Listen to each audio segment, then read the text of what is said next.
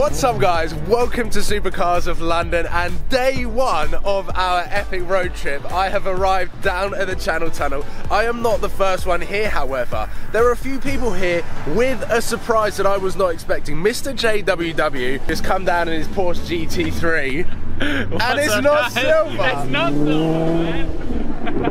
It is a frozen satin blue and it looks incredible. We've got black badges at the back and Seb Delaney is also here with his racing helmet. You bought your skid lid as well? So Yeah. yeah, I bought my helmet just in case, you never know. Are you excited? I'm so excited. I'm tired, but I'm very excited. 4 AM. We went to sleep at 1.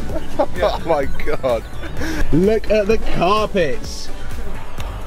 Seb, you've got a house in there now. You can welcome people in. Where's the welcome mat? Yeah, right. Wipe your feet when you get it. So that's Seb's boot, and check out mine. Completely different to the Lamborghini and also the R8, but look. I've got a full-blown suitcase. I've also got a drone here, which we're gonna get up in Monaco. And I've got my luggage and Sam's head cams, Ulfi cameras that I used yesterday for the McDonald's roulette, which the audio didn't really work. And I'll tell you why. It's because I put the exterior mount over the camera, which blocked the microphone. So apologies for that.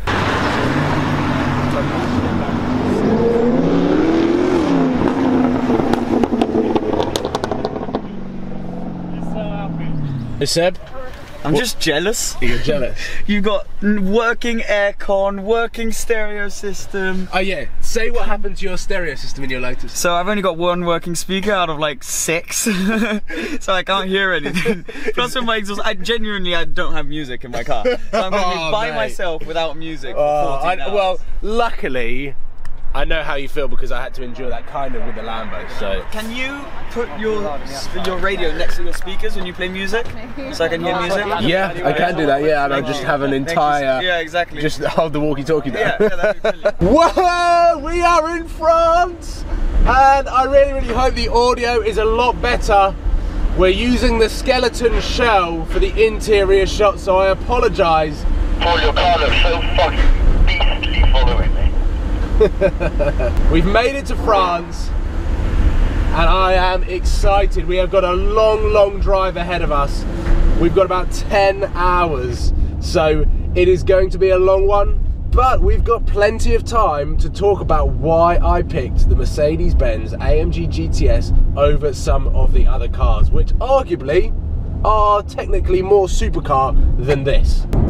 Here we go guys, we have hit the highway north of France, and first of all, smooth, comfortable, quiet, with a beautiful steering wheel Alcantara, and 2 days, 48 hours after the unveiling of this car has gone live, I wanted to make this video to answer as many questions as possible that you guys have as to why I picked this car. There was a huge amount of positivity around this specific car, the AMG GTS, but I know some of you guys wanted to see something maybe a little bit more hardcore, like the 570S, the Hurricane, the 458. There were so many good contenders to the Lamborghini replacement that I just thought that I'd make this video as why I picked this car over the others, so you can understand my reasoning a little bit. And the most important thing about any of this, the one thing that made such a huge difference in my decision making of a new car, was the fact that I could actually drive the cars. Whereas the R8 and the Lamborghini, I bought them blind, I didn't drive them until I actually had paid the money, picked it up.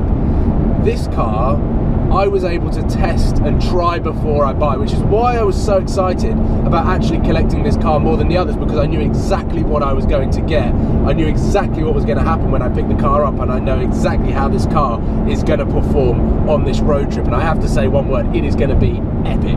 So the fact that I was able to actually test these cars and almost live with them, borrow them for over 24 to 48 hours, was a major factor in terms of making my decision, working out what car I actually wanted to live with. So I suppose let's just get straight into it. We're in northern France and we've got an entire country to go through, and let's start by going through the cars that I could have bought and why I didn't buy them. So we'll start with Aston Martin. We'll go in alphabetical order. The V12 Vantage S was within budget. The Vanquish probably was just outside of the budget. I wouldn't have gone for the early Vanquish with the clunky gearbox. I would have had to have gone for the ZF. V12 Vantage S that I drove was a fantastic car, and I did really enjoy driving it behind the driver's seat. It was very comfortable on long distance drives, but I did feel that the gearbox was very similar to the Lamborghini, and around town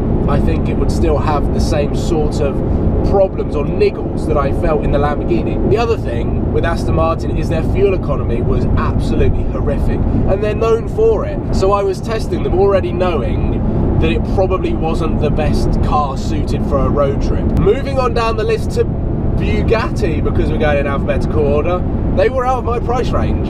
Ferrari, the Ferrari 458 Italia, an amazing car, but because the value of the car is holding very nicely and potentially appreciating because it's the last naturally aspirated V8 with the double clutch gearbox before the 488 came along, it would be very mileage sensitive, which is one of the reasons that I got out of the Lamborghini. So I want to drive this car a lot. So the Ferrari, being an amazing car that it is an out and out supercar. You have to spec it with the carbon bucket sport seats because for resale value and all of the really boring stuff that you have to consider when you're looking at buying a new car.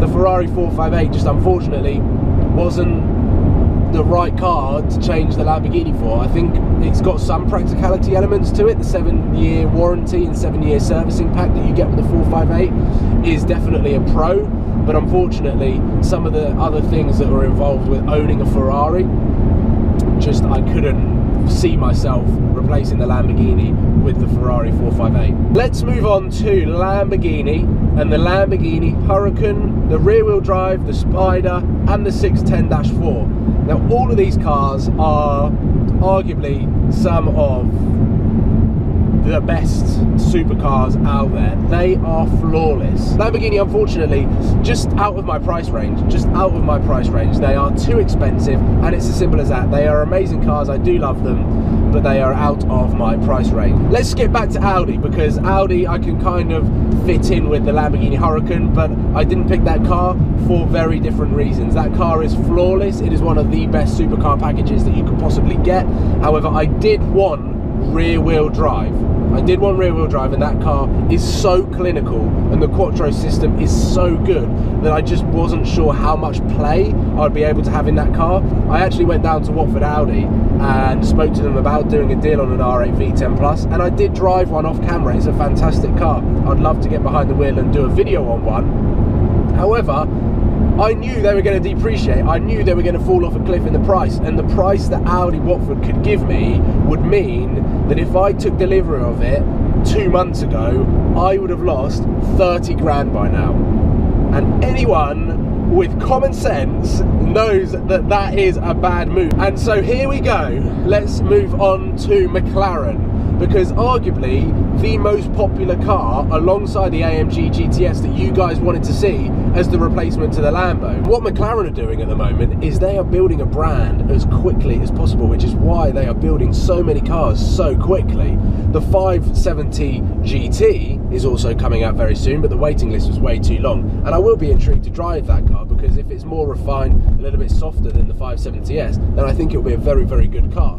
But the problem that I have with McLaren, again, like Aston Martin, is that they depreciate pretty quick unless you've got a McLaren P1. When I drove the 570S, this is when things get a little bit interesting, and I didn't actually document it on camera because I was filming separate videos. I think if I was daily vlogging, it would have popped up, but because I had in my head what I wanted to film with the 570S, I couldn't show you what happened off camera.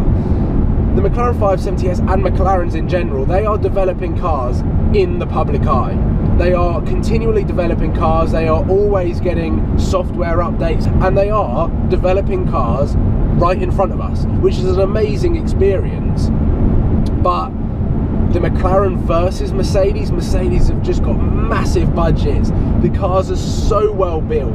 This car I knew was going to be incredibly reliable, and just as much, if not, and I would say, having driven this car and the 570S, this is more fun to drive, more comfy to drive, and an all-round better car. And I know the 570 has won in categories and reviews over the AMG GTS, the R8 V10 Plus, and technically a lot of people class the McLaren 570S as a super sports car because it's 140 grand, but if you want one, it's going to be 180 grand once you put options on it, which is just, it's 650S 488 money. So it is definitely a supercar, but McLaren have been very clever with the way that they market that car. Like I was saying, off camera, the car, going back to the developing side of it, I was locked out of gear quite a few times. The start-stop was very, very fluctuant, and maybe I did have a bad example. It was a demonstrator that maybe hadn't had all of the software updates. It had a very annoying rattle here, and there was just some real teething problems that I could see coming through the car that I just wasn't prepared to experience on ownership. Even though it looks fantastic, sounds fantastic, has got incredible doors, it just could not be the replacement, which is how I landed on the AMG GTS.